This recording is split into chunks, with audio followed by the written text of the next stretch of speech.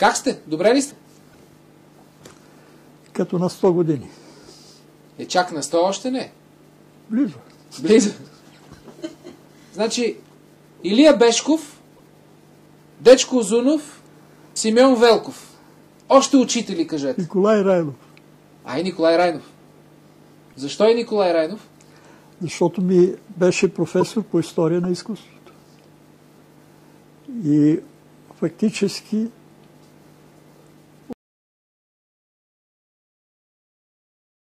изследване на скритите неща под боите на Леонардо да Винчи. Под боите на Леонардо да Винчи има много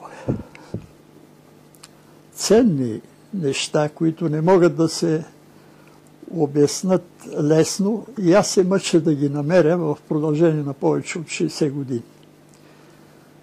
Тези неща са една изключителна геометрия, която Леонардо нарича божествена геометрия. Защото Леонардо да Винчи рисува преди всичко библейски теми. И той поначало смята, че библейските теми не могат да се рисуват. Те трябва да се пресъздадат. За да могат да се пресъздават библейските теми, те трябва да бъдат изградени в картината с божествени средства. А божествените средства за Леонардо, това са преди всичко числото, пропорциите и божествената геометрия. Такава е цялата негова философия за съвършенство.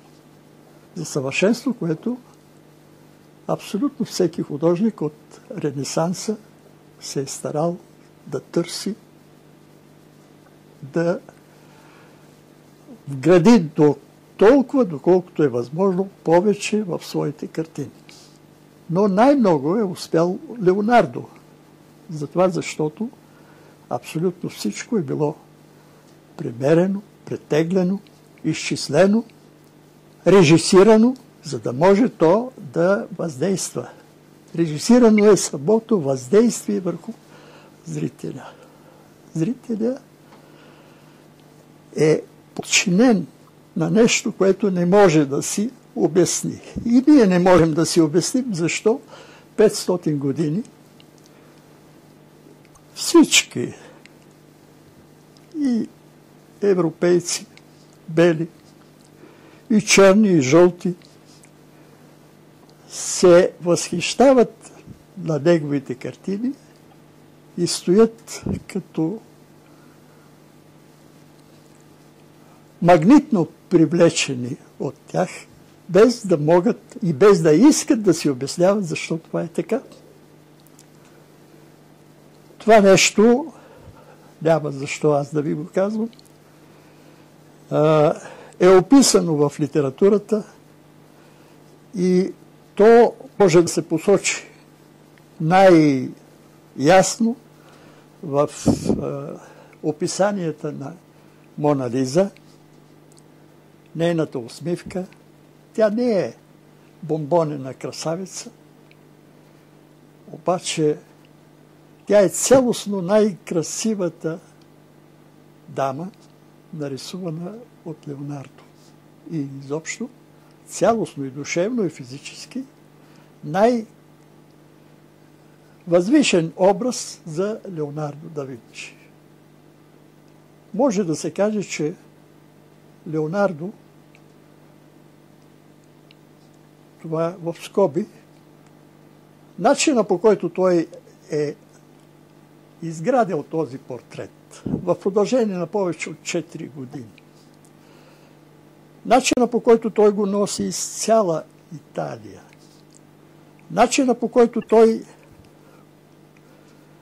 изработва абсолютно всеки детайл. Да не говорим за усмивката, която е една от централните теми, когато се разглежда психологически един такъв портрет.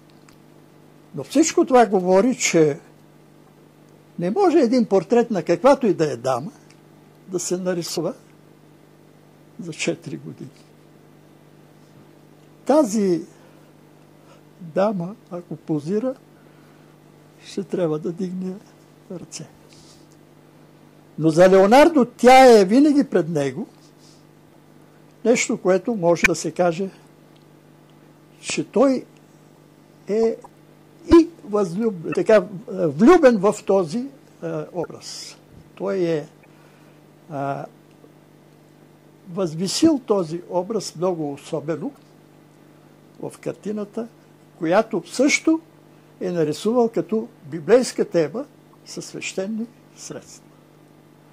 Затова ние стоим като препарирани пред тая картина и когато наистина тя за секундички сам, като се гледа оригинала, това нещо не е способна нито една репродукция да го внуши на човека, но в Лувъра, пред оригинала, само за секунди човек се уверява, че тя действително на него му се усмихва и че тя контактува с него. Получава се едно особено чувство на зрителя тази картина. Начинът, по който Леонардо е постигнал това, е много спорен. В литературата се описват много неща, които са свързани с цялата технология на неговата живопис. Но технологията на неговата живопис не е просто една физическа технология на боите.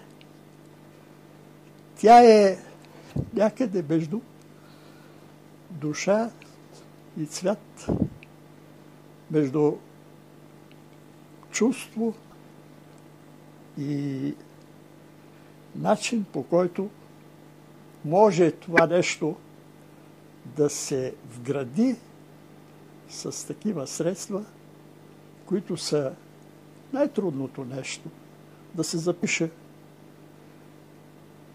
като някакво съвременно средство чувството, което може художника да внуши по този начин, с средствата, с които разполага един живописец. Но Леонардо да Винчи не е нарисувал Мона Лиза в срока, в който може би е поел това като задължение към фамилия Джокондо. Или той е направил портрета, с който се, така да се каже, отчел пред фамилията за тази поръчка. Но всички скици, които са останали у него, и всичко това, което е възникнало като директен контакт между него и, грубо казано, модела, той носи в себе си до края на живота си. Затова е трудно да се каже, че Леонардо рисува една геометрична схема и върху нея изгражда един образ на една изключително дама.